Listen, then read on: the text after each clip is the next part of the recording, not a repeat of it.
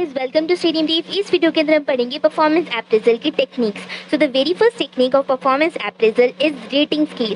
Rating scale एक ऐसा method है जिसके अंदर प्री डिटरमाइंड क्राइटेरिया को सेट करा जाते हैं एंड उसके बेस पे एम्प्लॉय की परफॉर्मेंस को इवैल्यूएट करा जाता है। यानी कि आप इसके अंदर बेसिकली करते हैं, एक स्केल को सेट करते थे लाइक 1 to 5, यानी कि 1 2 3 4 5 ऐसे एक रेटिंग स्केल को सेट कर दिया एंड उसके बाद आप इसके अंदर उनकी जॉब नॉलेज कितनी है, क्वालिटी ऑफ वर्क कैसा है, प्रोडक्टिविटी कितना करता है, अटेंडेंस कैसी है, कम्युनिकेशन स्किल्स कैसी है एम्प्लॉयज़ की, इसके बेस पे आप एम्प्लॉयज़ को रेट करते हैं 1 से लेकर 5 के बीच में।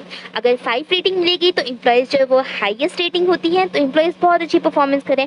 अगर किसी एम्प्लॉय को 2 रेटिंग मिलेगी तो कहीं ना कहीं उसकी परफॉर्मेंस बहुत ही ज़्यादा ख़राब है। अगर किसी एम्प्लॉय को 3 या 4 रेटिंग मिलती है तो एवरेज परफॉर्मेंस कहलाता है। Second is behavioural observation. अब इस मेथड के अंदर एम्प्लॉयज़ को ऑब्जर्व करा जाते हैं, उनके बिहेवियर्स को ऑब्जर्व करा जाता है कि कैसे वो वर्क प्लेस के अंदर बिहेवियर करते हैं एंड इसके बेस पे उनकी ओवरऑल परफॉर्मेंस को इवैल्यूएट करा जाते हैं। बेसिकली इसके अंदर कुछ सुपरवाइजर्स होते हैं जो एम्प्लॉय की परफॉर्मेंस को मेनटेन उनको ऑब्जर्व करते हैं। इसके अंदर वो उनकी जॉब ड्यूटीज़ को ऑब्जर्व करते हैं, उन्हें फीडबैक लेते हैं एंड उनके बिहेवियर को भी इंस्टेंटली ऑब्जर्व करते हैं। Third is 360 degree feedback. 360 degree feedback भी एक ट्रेनिंग का मेथड होता है।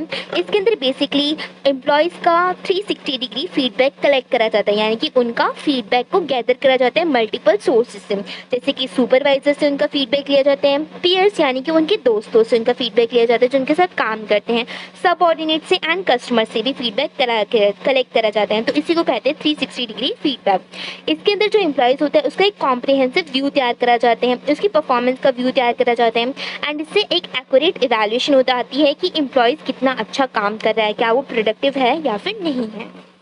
Now the fourth one is critical incident method. Critical incident method भी एक टेक्निक होती है, एक मेथड होता है जिसके अंदर एम्प्लॉयज़ की परफॉर्मेंस को ट्रैक करा जाता है, उसकी स्पेसिफिक इंसिडेंट्स को ट्रैक करा जाता है, उसकी परफॉर्मेंस को इवैल्यूएट करा जाता है। इसके अंदर एम्प्लॉयज़ की पॉजिटिव से लेकर नेगेटिव दोनों परफॉर्मेंस को इवैल्यूएट करा जाते हैं। अब इस इंसिडेंट्स के इवैल्यूएशन करने के लिए बेसिकली एम्प्लॉयज़ की परफॉर्मेंस को पूरा इवैल्यूएट करेंगे, उसके एरियाज़ को आइडेंटिफाई करेंगे कि कहाँ पर उसकी वीकनेस है, कहाँ पर वो वीक है, फिर उसको इम्प्रूवमेंट करेंगे। Fifth is easy method, it is essay method. So इस मेथड के अंदर बेसिकली एक रिटन इवैल्यूएशन करी जाती है एम्प्लॉयज़ की परफॉर्मेंस के बारे में। इसमें जो सुपरवाइज़र होते हैं वो एक एसे लिखते हैं, उस एसे के अंदर वो इस चीज़ को डिस्क्राइब करते हैं कि एम्प्लॉयज़ की स्ट्रेंथ, वीकनेस एंड उसके एरियाज क्या क्या हैं जहाँ पे उसे इम्प्रूवमेंट की नीड है। इस मेथड का यूज़ करा जाता है ताकि एम्प्लॉयज़ की परफॉर्मेंस को इवैल्यूएट करा जा सके एंड इस मेथड के थ्रू एक डिटेल्ड इवैल्यूएशन भी मिलती है regarding to the employees performance. Sixth is management by objectives, जिसे हम MBO भी कहते हैं शॉर्ट फॉर्म में। इस मेथड के अंदर कुछ स्पेसिफिक सेटिंग्स करी जाती हैं, कुछ मेजरेबल गोल्स बनाए जाते हैं जो कि एम्प्लॉयज़ को करने होते हैं एंड उसके बेस पे एम्प्लॉयज़ की परफॉर्मेंस को इवैल्यूएट करा जाते हैं। इसमें जो एम्प्लॉयज़ की परफॉर्मेंस होती है वो कहीं ना कहीं उसकी एबिलिटी या फिर वो कितना एबल हुआ, उसने कितने अपने गोल्स एंड ऑब्जेक्टिव्स को अचीव करे, इस बेस पर भी करी जाती है।